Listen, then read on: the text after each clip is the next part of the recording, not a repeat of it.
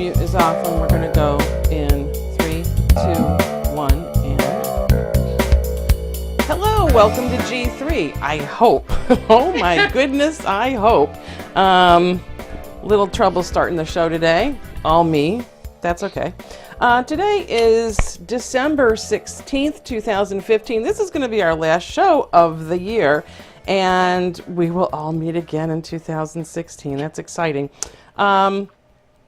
So, gosh, today, let me see. Let me also tell you that my name is Tina Chase Gilmore. This is G3. We're the ladies who talk about tech, and we talk about, well, I don't know. Sometimes we talk about politics if we want to. Sometimes we talk about other things. And it always bothers my co-host Francine. When I start the show not talking about tech, she's like, stop that. Okay. Anyway, I know what I want to show you. Before too long, I want to show you this. These are some cups you'll be seeing in the future. Look at that. We got them. And on the other side, but I'm going to send these back because they didn't get the pink quite right. It's supposed to, it should be a brighter pink on the 3. So the company and I had a little discussion about it, and they're going to redo them. Well, these will debut on the Gilmore Gang, but we have Gilmore Gang shot glasses, and they've got little. How come the shot glasses don't say G3 on the other well, side? Yeah, okay. We'll talk about that in a second. Francine's bothering me already. Okay. So here are my lovely co-hosts for today. Hello, Francine Hardaway. Hello. And Hallie Suit Tucker. Hi. I can't see you guys, by the way. Oh, goodness. I'm going to have to change that. Okay. And Denise Howell. Denise, we haven't seen Denise in so long. Hello, Denise. I know. It's great to see you guys. Thanks for having me. We are in the presence of an experienced podcaster. This is very scary. Yes. Yes. At least there's one of them in the house. And do you, I've asked this question a few times. Do you call it podcasting, Denise? Because, I mean, some people call this vidcasting. Some people call this we were using Netcast for a while. I'll answer to anything. Yeah. I know I'm behind this microphone and gab for 2 hours a week on my show. So Netcasts you love from people you trust. That's right. So, one thing that came across my monitor today was that swearing isn't necessarily a sign of a lack of intelligence. Like, people who swear a lot, like, maybe me, I don't know, maybe me. It doesn't necessarily mean that you are just taking the cheap way out. Have you heard this? Have you read this little ditty? No one's read this? I haven't read it. No, I'd like to hear more about it because, I'd say 40% of my time is spent trying to get a 12-year-old not to swear. So, well, when my kids were little, I used to tell them that there was no such. I have a degree, a PhD in English, a large part of which is linguistics, and a large part of which consisted, at the time, it seemed to me, of learning a bunch of words in Old English that turned out to be swear words, but at the beginning meant stuff like to plant. And so what I told my kids was that there were no such thing as intrinsically dirty words, that words were just words, and they were imbued with negative meanings by their context and the people who said them. So I taught my kids not to swear, but not to swear in front of audiences that did not realize what we realized, which is that it isn't the words. Right. That's a good nuance there. I actually have a tech tie-in for this. I want to hear more about what the article says. So what the article said is that it was maybe commonly thought that if people were swearing instead of using their vocabulary a little more, they were just, substituting these swear words for being a little more articulate. But the research has shown that people who swear a lot actually have a very big vocabulary. And it's not that they are, searching for words or taking the easy way. That's just kind of how they're expressing themselves. So it They really just have is anger not, issues. It's not well, it could be anger issues. It could be. I don't think they've really tested that. I don't know if it's an anger thing though. I think I don't know. I think sometimes creative sorts tend to swear a lot. Bingo. Maybe it's that type of person. I don't know. I'm surprised. All right. Well, you I got guys- some help from Microsoft recently with my 12-year-old. If you guys want to hear that anecdote. Yeah. Okay, So let's hear this. You do everything you can to encourage kids not to offend others, and I like Francine's approach about thinking about your audience when you're gonna drop various words. But one of the audiences where he's used to there being some rather flamboyant languages online, and particularly in the gaming context, when they're having at it, and so you drop the ball somehow for your team and they cuss you out. Well, I guess there are different settings in which swearing is okay in online gaming and others in which it's not. And he ran up against one of the ones where it's not, and that would be the chat feature of Xbox Live. So somebody insulted him. He responded with a pretty mild swear word, but yet still a swear word. And immediately I get an email thinking, oh, I'm being phished. What is this? This is totally not legitimate, but it turned out it was. From Microsoft saying your account has been suspended for your use of profanity. So there's nothing like taking away a 12-year-old's gaming privileges That to, works. and it didn't come from me. Yeah. To drive the point But home you that had there to are take certain all the blame. contexts where it's just not okay to swear. You took all the blame, right? I had it wasn't me. No, he knows it wasn't me. In fact, I don't think Because he you got realized what was one of going us. on until I came in and said, I got this weird email, and it seems that you're locked out of your account because of something you did. Well, there's nothing like a third party other than mom to set the record straight, right? Totally. We can tell kids to they're blue or we're blue in the face, what to do, give them great advice, and they don't hear it. It just goes like. Yep. Even when they ask for But it. someone else says it, and all of a sudden it's this great idea, right? Or if he's going to get locked out of some privileges, he may That be changes changing his tune. Yeah. Well, I actually think that's great of Microsoft. I'm impressed that Microsoft would take that attitude toward online games that are played by minors, because that means they're looking to try and create a safe environment. I don't think they care about the ages. That's what I was going to ask. It's not an age certain thing. terms of service, and you're not supposed to use profanity or do other things. And being the lawyer, I'm always telling my son how important it is to read and know what's in the terms of service. And Now he knows. Oh, Drove it speaking home. of that, Denise, while Yes. you're on, the EU passed its new privacy law, and it says that no one under 16 can use Facebook unless they have been specifically permitted to use it by a parent. It also says a ton of other things that are making American companies feel, pretty scared. Do you know anything about that? No, this is the first time hearing about it, Francine. Thank you for bringing me up to speed. I'm sure we will cover This it on is This not Week in This Law. Week in Law. Yeah. But when but- did it pass? How out of touch am I? Yesterday. It passed today. Oh, good. But under 16. Yeah. That's Wow. pretty intense. That's going to be surprising to a lot of people. Yeah. Right. And enforcement is going to be, nil. So do You we care? think? Yeah, I do.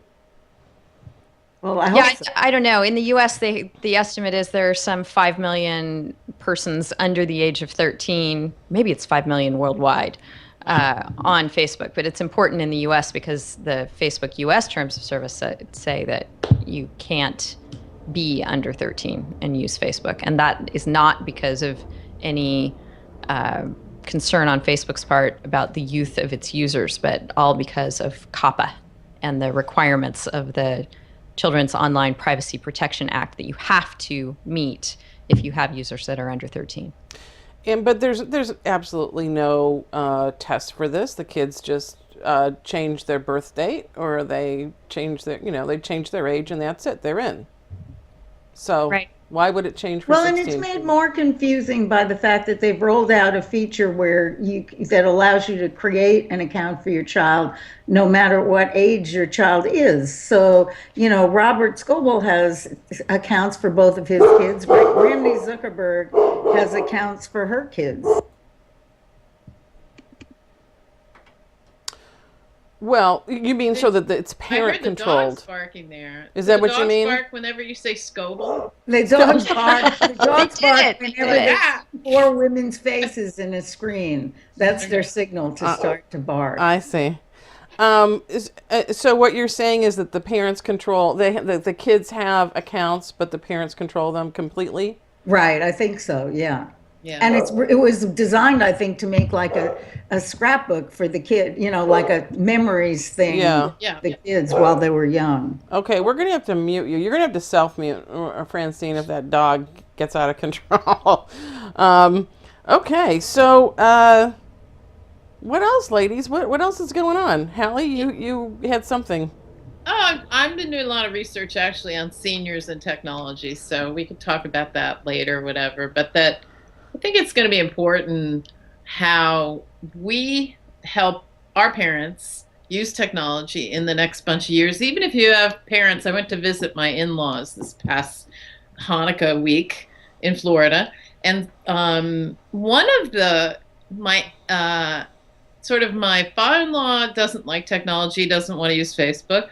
My mother-in-law's not big on it, but his sister is down there, is older, and she's totally into Facebook. And so it's an interesting group. But what I've been doing some research on is how telemedicine is going to use Skype to do a lot of work with seniors and keep health and wellness going. And there's just a lot of things that are sort of, if you're 30, you're going to be thinking about how are your parents who are 60 to 70 are using tech, and you need them to really be on it. If you're somewhere around 40 to 50, you already see either they're using it or not, and how that might be connecting with you and your grandchildren, for instance. And if you're 60 yourself, the way you will live your life in the next 10 to 15 years, 20 years, 30, technology is going to be a really big part. So to be kind of a naysayer and decide you don't want to be part of it is going to be a bad idea. I don't know. Have you guys had parents or friends that were anti-tech and My have friends changed their mind? My friends, first of all, most of my friends are not my age, but some of my friends are my age. And the ones that are my age are all into tech and into Facebook and into telemedicine and into wearables and digital, because they know damn well that this is going to be a huge health issue. Right. And so they care. The older you get, the more you care about health, for obvious reasons. Right. And so they really, I get questions all the time because I know a lot about digital health, and I get questions. And in fact, I'm willing to talk offline from both perspectives, Hallie, Good. anytime you want. I'm interested in how it's going, and I think for instance, some things happened when we were there. We went to a restaurant. My mother-in-law had a paper coupon that had expired for this restaurant. I quickly pulled out a better coupon at 20% off for the same restaurant on my phone. So she was like, wow. She had set up a cab for me to meet me at Miami Airport to take me to Fort Lauderdale. The cab she'd picked was going to cost $60. I said, I think I'm going to use Uber. It cost $27. She was amazed. So There's they have nothing like the real time, proof, right? Yeah, things came Right in up front of all her. through the visit that were about that. And they have an aide who helps out, and the aide is a younger woman, a Jamaican woman who is very good with the phone. So they kind of are relying on her to do the find a coupon, call Uber. You know, they're kind of asking her to do it, but they're going to need to do it. So They will, because if older people, and I'm speaking now for people my age, if people my age think the tech has an actual use in their lives, they Yeah. will do it, and they're only too happy to do it. What they don't want to do is all that stuff that I guess I still do, like try on VR goggles and, have a Yeah. drone and a 3D printer, because Right. Well, to them that's irrelevant. But there's just so much tech that is relevant, and if it is their test, my test is it like far out there and new? Yes. Their test is it relevant to improve the quality of my everyday life? Yeah, absolutely. And I think they saw it in this visit. Things kept coming up that were just day-to-day things. And we know, Francine, you're like a teenager with tech. You're like ahead of us all. You already were ahead of Denise. I'm waiting to hear how much ahead. I think there was a company called Lively that was just sold, that's a monitoring, sort of an in-between. It was bought by who did those phones that are such simple phones, senior phones? This was almost 10 years ago they did this technology. With the great big buttons. Yeah, what is it called? I'm sorry, I'm blanking. But that company remember. bought Lively, and Lively it's kind of a more sophisticated, oops, I fell down, help, technology where it's monitoring you. The idea of monitoring becomes very different with seniors with this Lively product. Instead of feeling like there's surveillance, like camera watching you, it's actually monitoring your pulse and other things. And throughout you have sensors throughout the house, on the refrigerator, in the bathroom, on your pill bottle. And so it can see if you interacted with it monitors motion, and it monitors activity. It monitors activity, and it has 4 different categories that it monitors in, and I think you mentioned them all. But it's did you get out of bed? Did you take your medicine? Did you eat something? So it's like it monitors the refrigerator, and I don't think elderly people are going to have a choice, because their kids are going to install this stuff for them. And B, I think if they had a choice, they would choose it, because nobody wants to live alone and, be in a position where you need help and not be able to get it. I like the idea. When it's so unobtrusive too. That's the thing. It really is. It's like feel like it's watching you. Yeah. But it can tell somebody, I need help. Right. So it will detect if there's a pattern that's broken. If you know that your parent or loved one or whoever you're trying to take care of is, gets up every day and has their breakfast by 9 o'clock, and it's 10 o'clock and there's been no refrigerator door open, that's a signal. And you might want to wait for another signal, but you're starting to see a sign here, right? And the person does, like you said, Hallie, doesn't have a camera on them watching them, but what a sense of of just being looked after, though. Really, I think that people would kind of take to this because of its unobtrusiveness, and because nobody wants to fall down and not be found and helped, so I've really been interested in this tech. There are a few companies who have done this type of product, and I find them quite interesting, and I think definitely will be around us a lot in the future. Yeah. Well, especially since the tendency is toward aging in place. And nobody wants to go to a nursing home anymore. And so the trend is to live independently as long as you can. How good are the products working? Well, the interesting thing was the CEO did some interviews, and it's hard to have uptake. A lot of seniors don't necessarily, it's a tricky market. There's a lot of intermediaries too. Often you're doing a testing where you're at a assisted living home. And so you're asking people in that corporation, and maybe in many sites to adopt this or use this. So it's not a simple business to create tech for seniors. It's kind of it boils down to who complicated. pays. It boils Yes. down to who pays, because the vast majority of seniors live on Social Security, which tops out at something like $2,000 a month. So it's not like they have a lot of disposable income. Right. So unless Medicare pays for it, or, or Medicaid pays for it and gives it to them, then they can't adopt it, because they probably Right. don't have the money to adopt it. And And then somebody has to sell it to them, because they're not really going to search for it on Amazon. They're going to have it recommended to them by their doctor, or, a trusted something or advisor. So Right. that's why it's difficult to find the right channel to get it into the market, and to find the right price point for it is difficult. And that's why, Hallie, the uptake is slow. It's not because there's resistance. Right. I mean, Well, Our show friend Chen Lin, by the way, says that the phone that you may be thinking of was called the Jitterbug phone. yes, exactly. Oh, yes. And he also sort of chimes in about driverless cars in the future, helping the elderly get from here to there. And that, transportation is a huge issue, and I can definitely see that as like, one of the getting folks to their doctor's appointments, getting them to get around people and get out of the house, right? We're also having the But issue. right now we've got Uber, but maybe There's a lot of Uber adoption among elderly people for things like, I mean, if they have enough money. It's the same thing, though. They'll Uber to a doctor's appointment, no question about it. I know a whole bunch of people who Uber to their colonoscopies. Oh no, let's not go back there. Well, come on. That's everybody over 50 has to deal with that. But in my scenario, my father-in-law is 89. I was there for his birthday.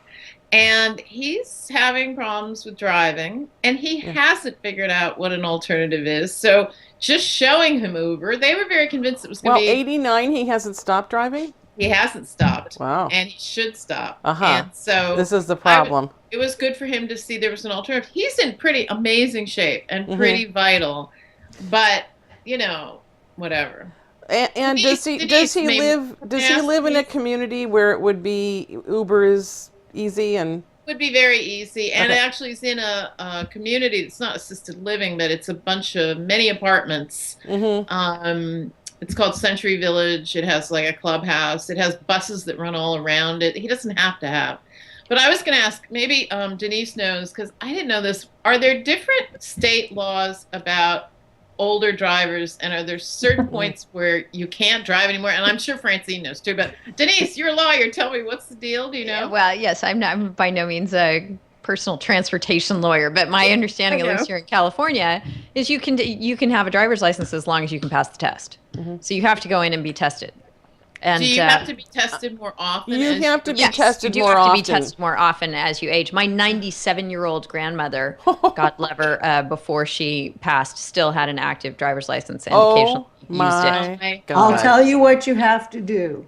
You Let's hear have it. to be able to see. See, They give you an eye test. You have to be able to turn your head yeah. for peripheral vision, and you probably shouldn't be demented, although I don't think they test for that. They mostly test for vision.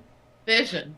Anybody standing in the Department of Motor Vehicles has some degree of dementia at that time. But Totally. Francine, there's an actual driver's test in the car again, though, is there? No, I'm No? going to have to, I have to take a test again in May, because they test you after you're 70 in Arizona. They test you every 5 years. And so I'll be tested again on my birthday, and I will have to take a written test about see if I understand the driving laws. But I will not have to get into a car. Huh. Right. I had a couple of thoughts on Uber for the elderly and the technology education initiatives that you've been talking about, Hallie. On the first point, I think that in order for self-driving cars may be a good solution someday, but they're far down the road, no pun intended.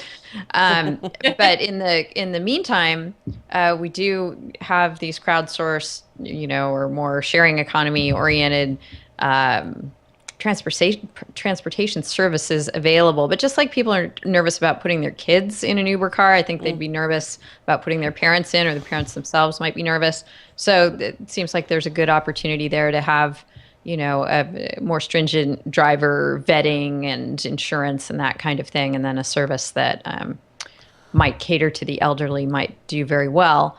And the second thing I was thinking of is I'm so glad to hear that, Hallie, that you and others are working on sort of technology outreach for the elderly, because the disconnect not only affects their quality of life, but it affects our quality of governance. Sorry to drag this back to politics, Tina, but when you, I'm good with that. Yeah, when you watch, for example, the debate last night, and you hear politicians bandying about concepts like shutting down the internet or doing away with strong encryption, right. And those being good things. Right. I think the more people are using technology, the more they are understanding it. They get curious about the infrastructure and they educate themselves. Then maybe you wouldn't have a Donald Trump saying we're just going to turn off the internet. Right. Right. And also, yes, you would, because he doesn't care if it's true. The thing is, if you are on the net, for instance, this is Aunt Doris, who's the sister of my father-in-law. She's reading all the stuff that's going on that we're printing, that you might be writing about, Denise, that I'm writing about, and asking me questions about it, right? So just that she's there is doing just this. It educates her. So it's a giant turnoff of political education to not be on Facebook. And I was thinking about where I learn things and how much I look at. I mean, we spend a lot of time on Facebook. Don't you? I mean, and people are complaining now about, I even said today, I try not to talk politics on Facebook. I'm mostly talking on Twitter, but really everybody I talk to is on Facebook. So honestly, Facebook for many, many people is the internet. It is. That's really what they're doing, and little else.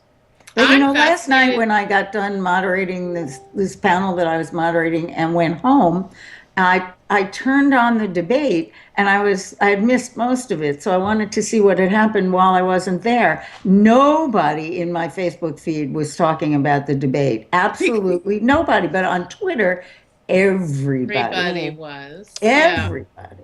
Well, I think there's always that live blog kind of Twitter thing going on, and not so in Facebook. We get sort of annoyed if things are, like you're keeping us up to date every few minutes.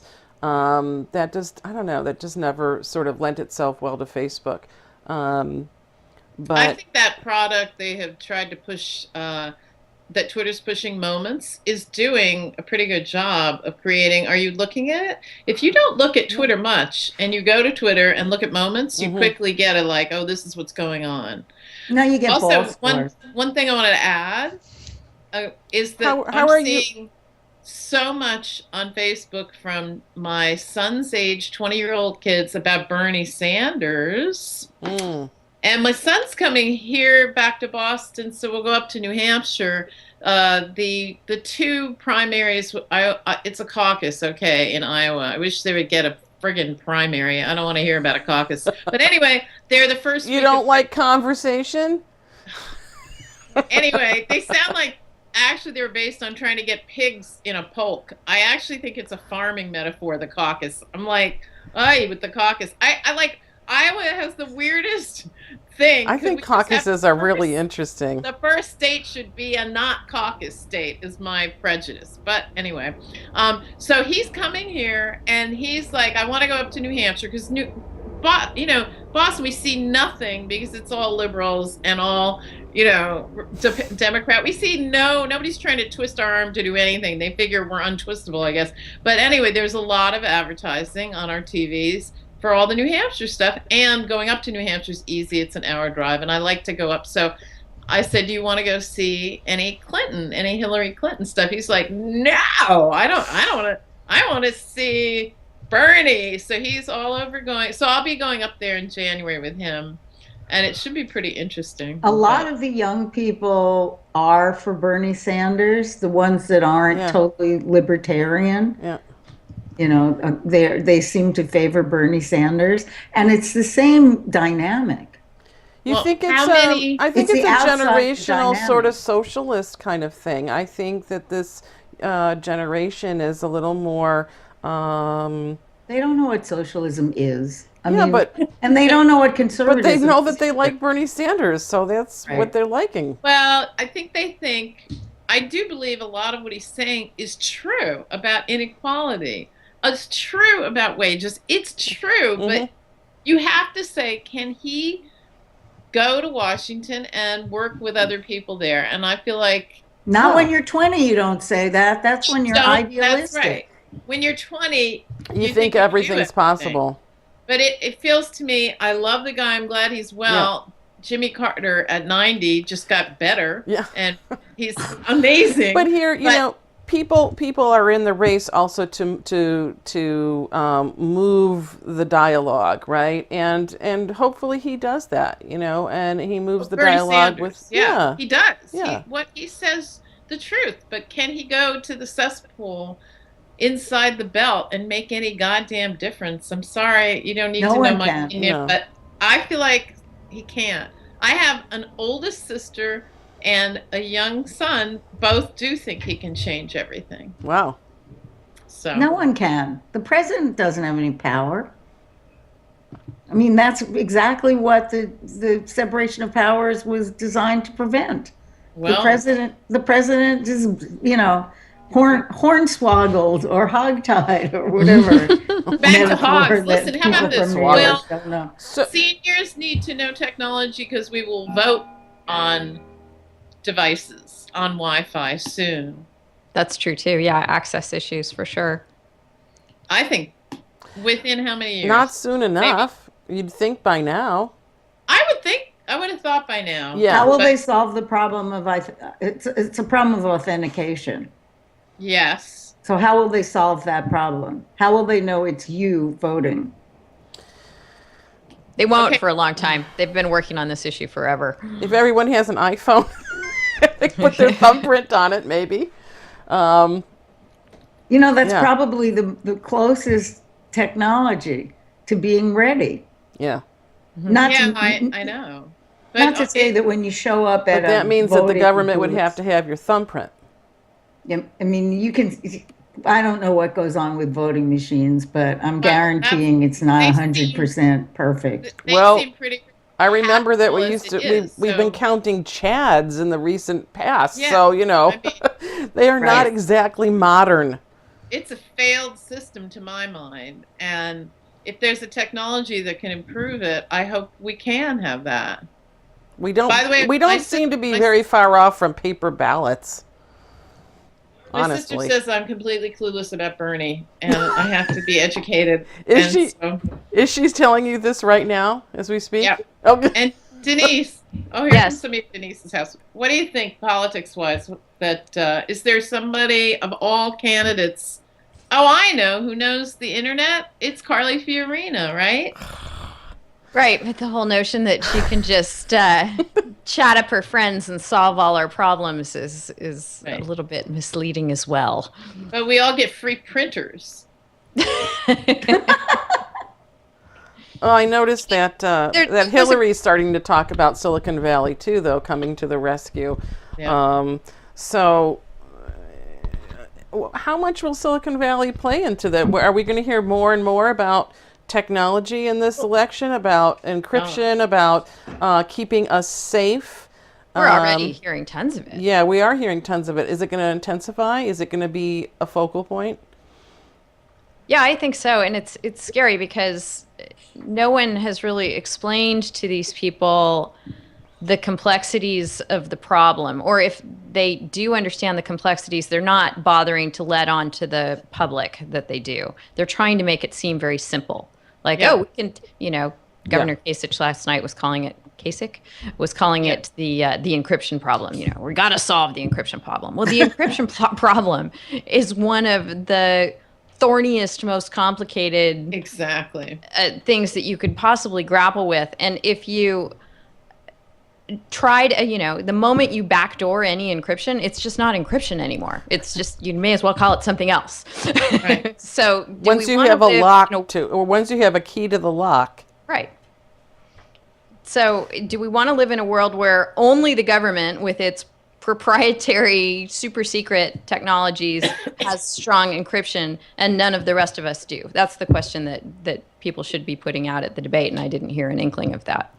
Right. I do think what you say is right, which is that I don't think they know enough about it. I think they even know for once that here's a subject I don't know shit about. They certainly are happy to talk about every other subject that they don't know shit about. But I think they actually are a little afraid of talking about that subject.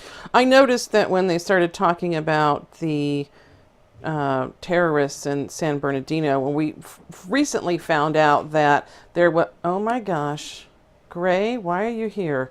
Hello, kitty. Because I forgot to lock him out of the studio. I feel like this is a little bit of a nativity scene. Oh my Look, goodness. He's just going to nuzzle in here, I hope. I wanted to check if my camel wants to join us. Hold on. I know. My arse in the other room. Anyway, we recently found out that one of the female terrorists had used Facebook to communicate her intentions and pledged her allegiance to ISIS. And but then we started to hear that it wasn't a public post, right? It wasn't something out in the open. It was a private message. And I noticed that the politicians last night didn't get that part at all. Right. No, that was just now the horse is out of the barn. They all want to study the Facebook profile of everybody who applies for a visa. I mean, it's like they're so stupid. I cannot believe it. I know. It was embarrassing, wasn't it? It was so embarrassing. It was like back to the guy who was talking about the tubes. It was like But here we're talking about a certain generation. None of the moderators called them on it, though. I mean, it just... I know. I was really... Well, no, I think they did. I think one of them actually did say, this was a private... Or maybe not. Maybe I saw that on a different show. But that this was a private... I read something that was like, we're not sure if we can hire people who could do that. Really? Like, hire some 16-year-old. But here again, we're talking about a generational thing. How many these people, guys, most of them are guys, are of a certain age. They're probably not. Are we going to say not using these technologies? They're not familiar with them. It's not the ageist, because I don't think it has to do with their age. I think it has to do with their complete disinterest. It's like they don't care.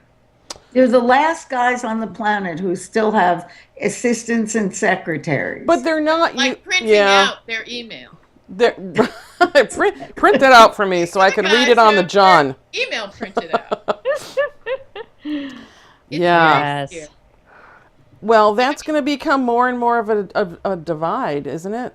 I mean, don't we need people in charge who? I mean, technology controls everything that we're doing now. It's involved with the rides that look at what we just talked about today.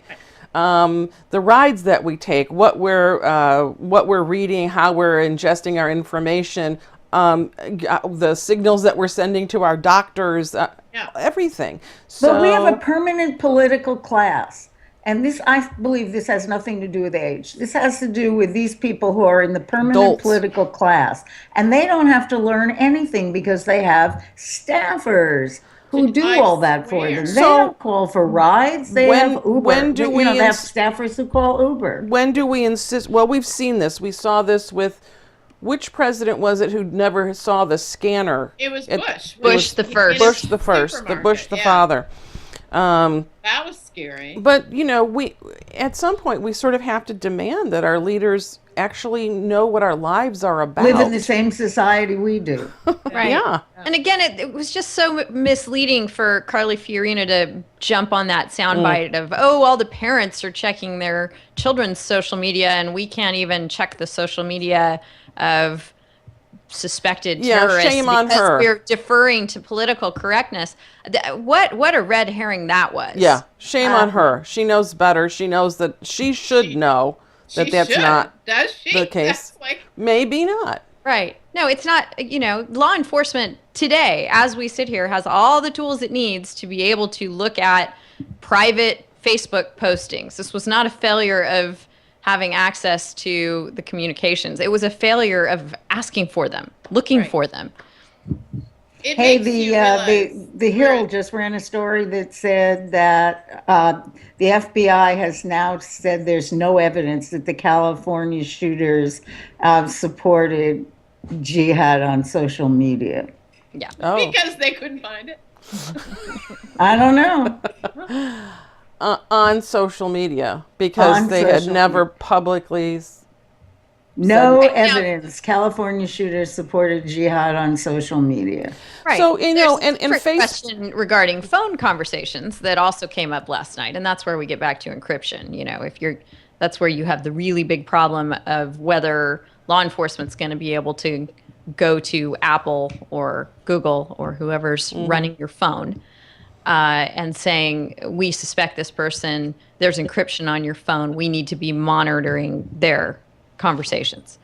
And So in other words, if you want right now what privacy Apple for says is, sorry, we can't help you. And the reason they have very good reasons for saying that, because if they backdoor their encryption, it's not encryption anymore, as we were discussing. Right, they've sort of washed their hands of it. Well, yeah. Hey, I have to say, I'm glad Mary's not here. She'd be breaking furniture and She'd crying be all and over throwing this. things. That's She'd right. be like- Mary is a privacy Well, freak. I would go further than advocate, further on the spectrum than advocate. Freak. Let me ask Denise. We asked this question a couple of episodes ago, and I think I'm not going to tell her what we think, but does Let's do, just do you blindside think her. that Trump will be the nominee for the GOP? It's hard for me to wrap my head around that. yeah. But you see numbers. And my preference, my personal preference, certainly. No, not preference here. What do you think is going to happen? Probably. Ah, See, I that's think- what I think. I think we all came up to that conclusion the I other day wasn't too. in that show. I don't because think you were. Would you like to sound off on this? What do you think Trump will be the GOP nominee? Well, when does it have to be finally determined? It's not till next summer or next fall Well, at the convention. By Fall, convention, summer. but usually, before they walk into the convention.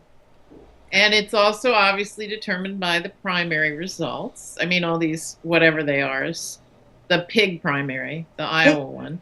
But And then the Trump New plays Hampshire. the What's right media, after like- New Hampshire? South Carolina? I think so. Do you think he plays well in poor white neighborhoods compared to any other? Because this isn't that the Yeah, I statistics think that's we've his just been market reading? actually at this point. I think that he's angry old white men. he's got this part of the Republican Party that I'm kind of surprised about, which is the working class Republicans, Yeah. which we haven't really heard about that much, right? Well, in past this years. was just an editorial in the New York Times about what a mess this is for the old white rich guy, your typical Republicans, and that they're like this. I mean, whatever happens, it seems that this party is completely out of control. Right. It's not. So, are you going to tell us if you think he's going to be the nominee? I really don't think he is. Okay. I think everybody says he is, and I think everybody's. I mean, There's going to be a change because There's right now he is something- the forerunner by far. he doesn't really like to lose. He's all about Mr. Hashtag Oh, winning. no. Well, and see, that's why I believe he's going to win, Hallie, because he was so different last night than he was in the previous debates. And I think he plays the media like a violin. He He does. figures out which direction it's all going in. But you're and saying he will just win morphs. the nomination. Are you saying he will win the presidency? No. Oh, no. You're saying No, he won't. nomination yes, presidency no. Right. I don't know. That's what I would say. Depends. We're going to find out how many people hate Hillary Clinton. Although I did hear last night in the crowd, I did hear more dissent for him and more I would say sort of Rand Paul negative. seemed to have a lot of very vocal supporters in the audience. Well, it was every time Rand Paul made a point and then Trump think tried he's- to counter him. He's a That's when he hometown got boy booed. to Las Vegas. Ah, That's why. But he's also a libertarian, and the young people, who don't like Bernie Sanders like Rand Paul. yeah. I just feel like it's so much work and so much trouble. And he had this whole thing where he kept dialing into the Sunday shows earlier on in this campaign. And that's like a super lazy ass thing. And so, we've had a warm winter to drag yourself through New Hampshire in regular weather. You'd be freezing your butt off. So he's kind of had a pass. He's been able to call into a show. He's been able to go into 60-degree New Hampshire. What's that? And that's what's been going on here. And I think he's in Phoenix today, actually. I think it's colder in Phoenix than it is here. So the Exactly. so the real test for these politicians is whether they can withstand the cold weather. I would say he hasn't had a real test of really how brutal and endless and long. I mean, he's like Mr. Tricky. He does his little trick and he wins. He's a little shortcutter guy. He's all noise and commotion and not The Rosie real. Ruiz of politics. I would imagine that Mr. Trump travels around in a pretty stylish fashion, can relax and enjoy his flights from here to there, maybe more so than most of the candidates. Yeah. And, maybe the traveling about doesn't get to him as much.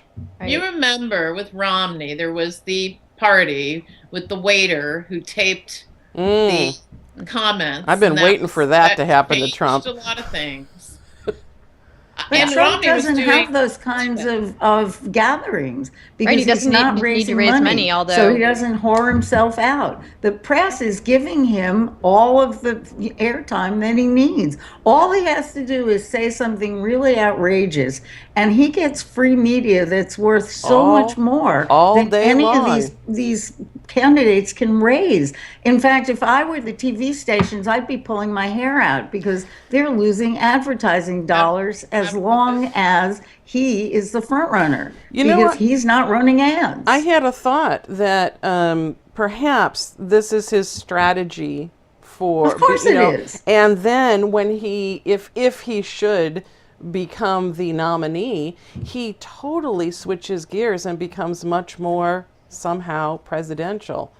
Oh yeah, I'm telling you, I fully expect that. I mean, the guy was born in New York and graduated from Wharton, so he's not an No, idiot. cool. He may be a ridiculous Plays personality. an idiot on TV, but Well, I don't think so. I mean, I think he says dangerous, misguided things, but Yeah. they're not stupid. They're planned. Oh, They may there's be one mo- other part. Are these idiots watching a reality TV show, or are they actual voters who will go vote? Because I feel like these polls. How often you've been asked to be part of a poll? Never. I've never been part of a poll. I don't know who the fuck is polling these people. Uh-oh. I block. now Well, I'm if you sure. if you have a landline, you're part of a poll. That's the I answer. have a landline. They never asked me anything. But Because I haven't had a landline in 10 years. That saves me. well, that's interesting. So who are they polling? God people with knows. landlines. But People again, who wait. That's a very interesting demographic. they're not Right. polling cell phones. They're only polling landlines or people who actually answer a And who are landline. Because sitting I at home have doing one, nothing. but I don't answer it. So But you that's, have to be at that's home. one of them. The pollsters all know this, that it's getting harder and harder to get what's used to be called a random sample because not that many people have landlines. It's much harder to get cell phone numbers and figure out who they're attached to. Are we only polling people on the telephone? Seriously? I think that's what it is. Why? Aren't there easier ways to poll people? I think because it's always been done that way. I don't know. I will go and dig around. Isn't That seems insane. Quinnipiac the people that are always polling? Wait a minute. Let me look. It seems insane the way that, hardly, I mean, like 50% of households don't even have landlines anymore. And we've got, the internet. So can't we poll in a different fashion? Well, I think they're trying to figure that out, but they can't. It's very hard to figure out what's random. I have a friend who's a pollster, and basically this is what he tells me. Can you ask him, please, for us I will. for the next time? I'd like to know if Sure. the polling hasn't changed in 50 years. Well, they've done other things to offset the problems that they have. Well, I'd like to hear about those Let me share things. this article. The person on our who does the page. best polling is 538, Nate Silver. And I've forgotten how he does it, but he doesn't do it on landlines.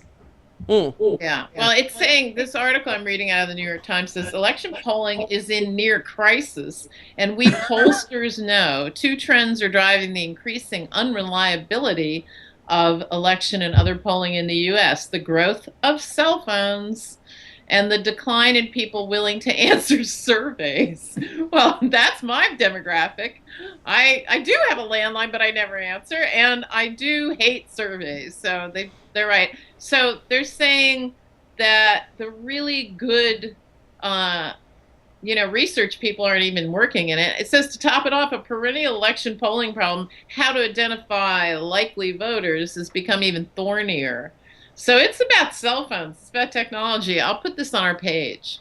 I think that's very interesting. And I think that's fascinating because it just means that you're getting a poll consisting of elderly people who Right. don't like technology. Right. Who are we polling, and are we trusting these polls less and less? I mean, is there any, Well, we should, if this is the kind of very, very limited audience they're polling.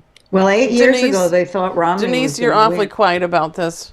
Well, I'm sitting here still thinking about technology and politics and picking up on something you said earlier, Tina, that Trump is used to getting around his own way and doing things his own way. I think it's going to be interesting should he get himself elected, or Carly Fiorina for that matter, or anyone else who's fair, who has good. I'm not saying that Trump has good tech savvy. That was about to just come out of my mouth. But has the resources to at least communicate using technology and has gotten used to doing it in a certain way, and then has to become the commander in chief and use what you're presented with to do that. And, I just think the comments that folks make about Hillary and her server become very funny against that backdrop, because Trump's not going to put up with, what? How do you expect me to email now? Well, I think Megan Smith is trying to change the outdated technology at the White House because apparently the government technology all comes from the 90s. Yeah. And it's hilarious for anyone who goes to work in Washington who does know anything about tech. That's why she looks so tired. Because it's really crazy. And if you guys have ever been involved with a 501c3 and had to use any of the government, IRS form related stuff, it's unbelievable. It looks like it's like Fortran days or something. It's so bad. So. Oh yeah, it's like the forms that you have to report on if you own a nonprofit, which I do. Yeah, it are ridiculous. It's ridiculous. They don't even have fillable PDFs. I know. It's really like you can go through 500 screens and do something wrong, and everything you filled in is gone. Like, That's really? right. Not good. It's really scary. Well, we know how much time and energy and money it costs for us to keep up with technology, and how, very quickly it's, we have to like toss that device in the trash and get a new one. And the government just doesn't work that way, No but they problem have for to they have to start keeping up with us now, right? Or else, we just are going to think, I guess, as we all, have for a long time, that they're kind of foolish and behind the times. But this is something they can't afford to be behind on anymore. This is becoming a problem. This is funny too, because last night everybody was saying that one of the things that we really have to do is modernize the military, that our military is so out of date, and our pilots are flying B-52s and, all this kind of stuff. And these are the guys who are for low taxes, and Right. tax cuts. And they're like, we've got to spend all this money. And it's so amusing to listen to them talk, because, of course, they're going to modernize the military before they modernize any technology. But they can't afford to do any of it. They can't. They can't afford not to either. Well, that's right. Informed enough to make good decisions. So that's the frightening thing. What were they doing? Going after pizza? What were they doing? What are they doing? They have some time. Whatever. Our show friend Chen says, as we're talking about this polling, he says if they're doing landlines, and this could be a modern Dewey beats Truman, where most of the people who thought Dewey would win were the affluent who had phones. Most Truman voters did not have phones. Yeah. Yeah. Excellent Interesting. point. Yeah. Well, So and now it's out the other side, where you'd be polling the Luddites instead of the, the affluent. Right. So that really is fascinating And worrisome.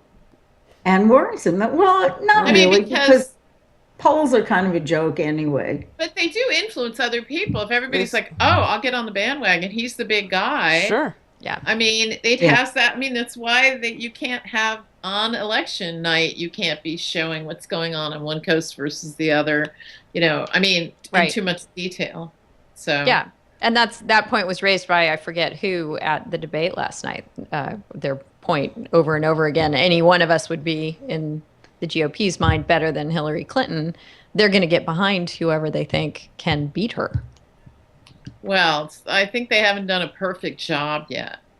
And not only that, but if you believe that Donald Trump, is not going to try and make a run as an independent if he doesn't get the nomination. Well, you didn't ask me that.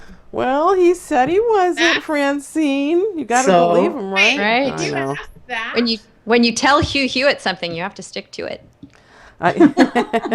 Is that so? I definitely was thinking last week that the GOP, or that Trump was going to basically say that the Republicans are pushing me out, so I gotta go and I gotta do this on my own. And I'm kind of surprised that he's, sort of. Well, they're not pushing him out. If they were pushing him out, he would say that, but they don't seem to be pushing him out. Not yet. If you were asking me, will he be the GOP nominee, I say no. If you ask me if he could be the independent nominee, I say yes, and that would screw up the independents and the GOP and everything. It would be a big mess. I don't think it would. Do you think he Hillary would win? walks into the White House? Right. Huh? Be another Ross Perot again. Yeah. Yeah, total mess. Split the vote. Yep. Well, I'm I all don't for think that. they'll let that One happen. last quick thing, you guys. You saw today, about an hour ago, Janet Yellen. I love seeing a woman Fed chairman. Yeah, and so she raised rates a tiny, tiny bit, and the markets didn't go berserk. They did a happy reaction, seemingly. And do you think money in Silicon Valley, things are going to change? We got a little bit of an I echo. think that the one part of the markets that will go berserk are all the new online lending companies, because when they got started, they're dependent on the spread Which between. was 0. Yeah, exactly. So I don't know whether their loans are going to make sense anymore. You know, some borrowers are going to have loans that don't make those companies any money. And that's Right. going to be very interesting. Well, the We are Fed was on the just- verge of raising rates when we had the stock market shakeup that began with China and rippled all over the world. So I think this was due. They just postponed it a bit. Oh, it was market- overdue. That doesn't mean it doesn't affect somebody. I don't think it'll really affect mortgages as much as it will affect these online lenders. The Dow Jones is just closing up 225 points, roughly. Oh, wow. Great. So they did react pretty well. And I like her gray hair. Yeah, I like the picture you posted, Tally. Christine Lagarde with her gray hair. Oh, And perfect. Janet, they're like, we're running this joint and we're wearing our gray hair doing it. So I like it. The gray hairs have the power. Yay. I'm gray hair that can't look gray enough. It still looks blonde half the day. I don't get it, but It it's looks not blonde on our show. It's really gray. It's really And gray. they're actually She's declaring white it's really hair. gray. I know. I can't even join the club because it kind of doesn't look gray enough. I need white. I want white. I don't know. There I are can't- shampoos that'll help you out, Hallie. I know. I'm all over it. So, I can't go gray yet. I Well, nobody can't do looks it. as hot. I've or got a as lot of sexy. gray. It's all there. I just, I know. haven't I know. No, but I been was bold gonna say, enough or confident enough to do that. I think- I'm not confident enough to do that, although everybody, I'm sure, knows that I have to be gray underneath, or should be gray. I'm just Wait, not. I bet you don't even know, right? That was I one have of the no reasons clue. I did it. I haven't But- seen my hair since I was 35. I want to see my hair. And when I saw it, what I saw too was I have these same streaks that my mom and dad, most of my dad had. And it's like kind of nostalgic. There's a very Mm. big cat in the frame. Did you see that? Yeah. Gray. Don't complain about my dog. Wait, that cat is gray, right?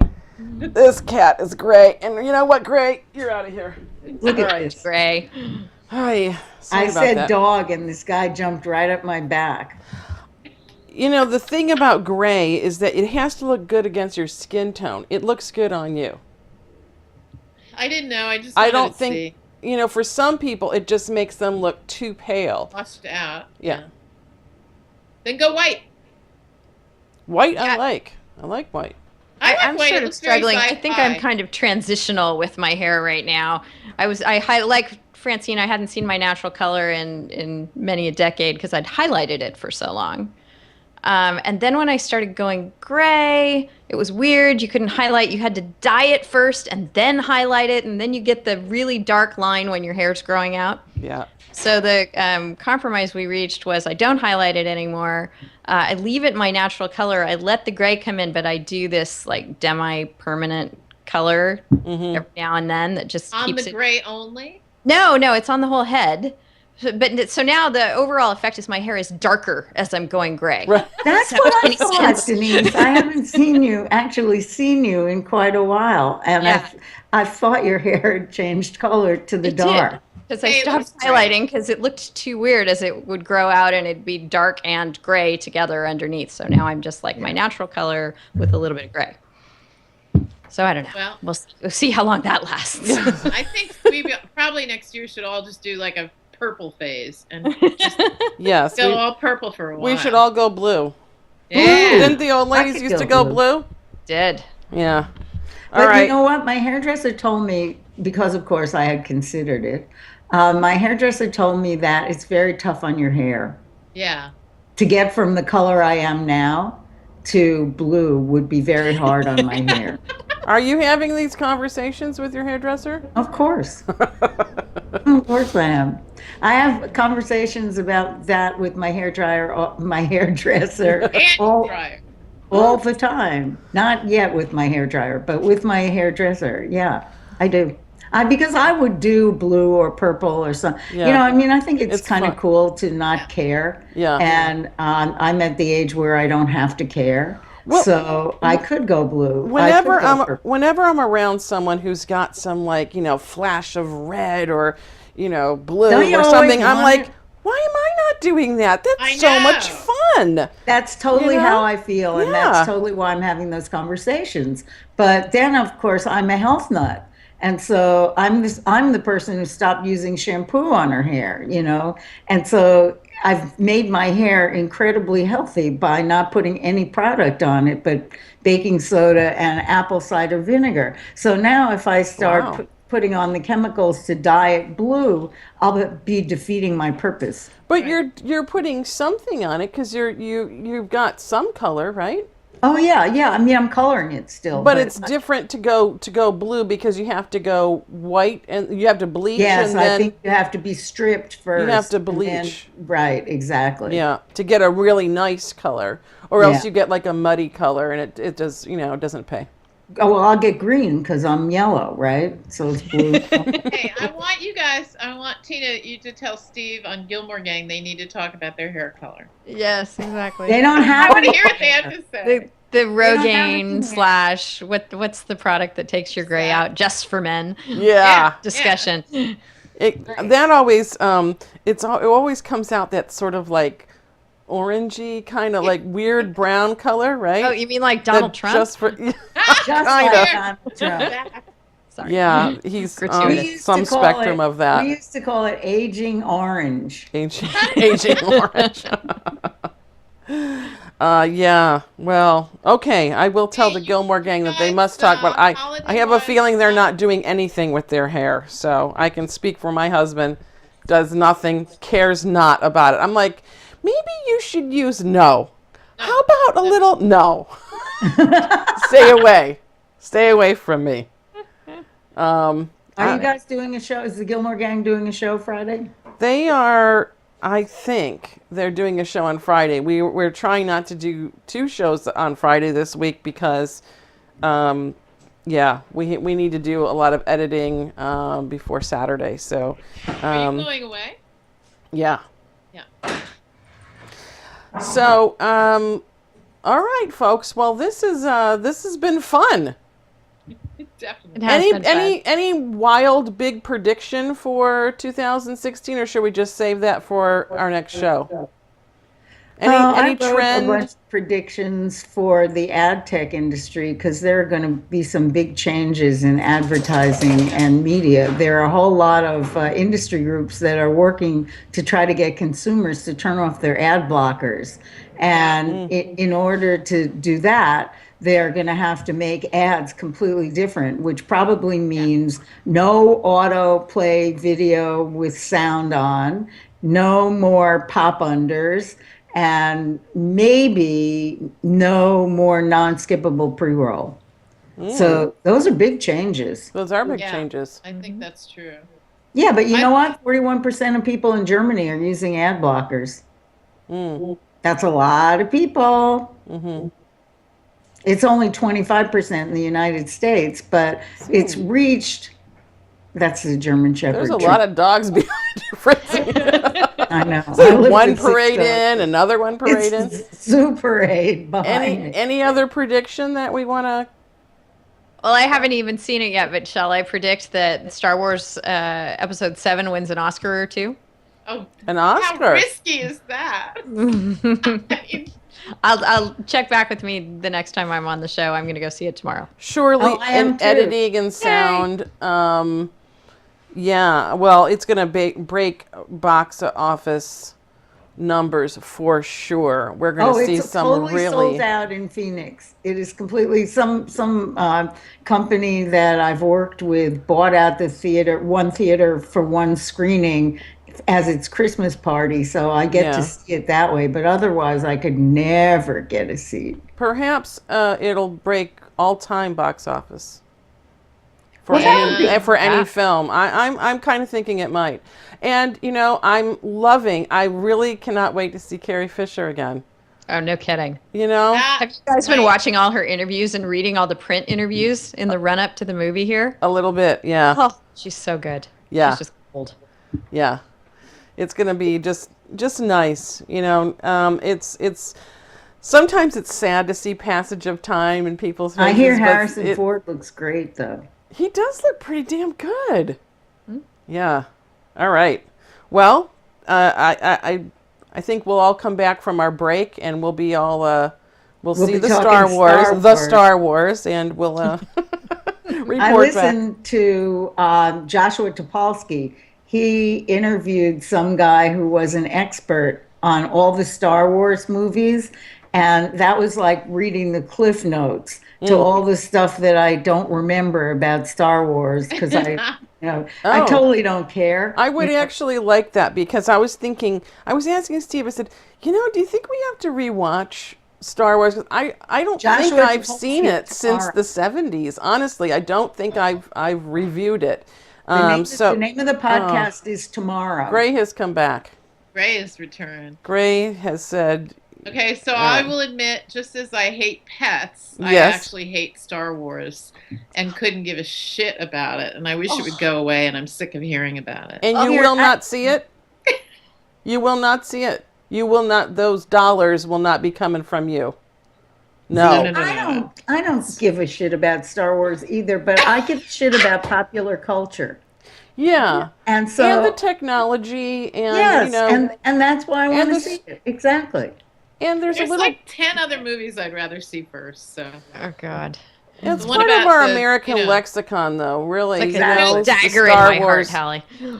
And you've got a 12-year-old son? Oh, I do, definitely- and he's just my beard, right? You know, So you're otherwise I'd seeing be it, man. sitting in the theater alone, glued to the screen, as I was for the original one in 1977. So, thank goodness I have him and one of his classmates to go along with me and make me look like I'm just a mom taking them. Right. But see, Until we see you with your lightsaber. That's right. I love popular culture and I love science fiction. Yeah. I'd And it's rather not the read Star it. Wars I'll read franchise. That's not I'm sorry that you said that because that is not, this is one of those things, it's a visual, Hallie. It's a visual. Yes. Yeah, come on. I'll Right. read it. Go You away. don't read Okay. it. You There's know, no I have gift to not- read. My head can't create Oh. better special effects than California. Oh my God. Oh, Good you're special so effects. Boston. That's so old school. All right, folks. So let me wind this up and let me thank Ustream. Thank you to Ustream. We use Ustream services to stream live and record G3 and the Gilmore Gang. And thank you to NewTek and their TriCaster. We have a show because of this great technology. So thank you to NewTek. Check out, they've got a cool device called the TriCaster Mini now, making it even smaller and more affordable for people to do things like this. And thank you to Francine Hardaway, Hallie Sue Tucker, and Denise Howell. The return of Denise Howell. It hasn't been fair, and what I will explain as we go away. I'll explain that we sort of shifted our schedule into a time slot that is not conducive to Denise joining being us. able to So do it. we're so happy that she is on our last show of 2015. So I'm thrilled to be here. And I Thank- finish up my own show every Friday at about 1:00, which is when the Gilmore Gang's starting. So that's right. just shift over and start watching you guys. Right, and recently we've been recording also on Fridays, so because we're doing back-to-back shows, and makes it tough for you to join us. It does. Okay, who's doing this? Who's creating my echo? All right, Me. I blame Francine. Okay. Me. Hey, have a good All right, holiday, let's get our logo together, and we'll Yes. say until 2016. Bye bye. Happy, Happy holidays, folks. New Year. Happy New Year.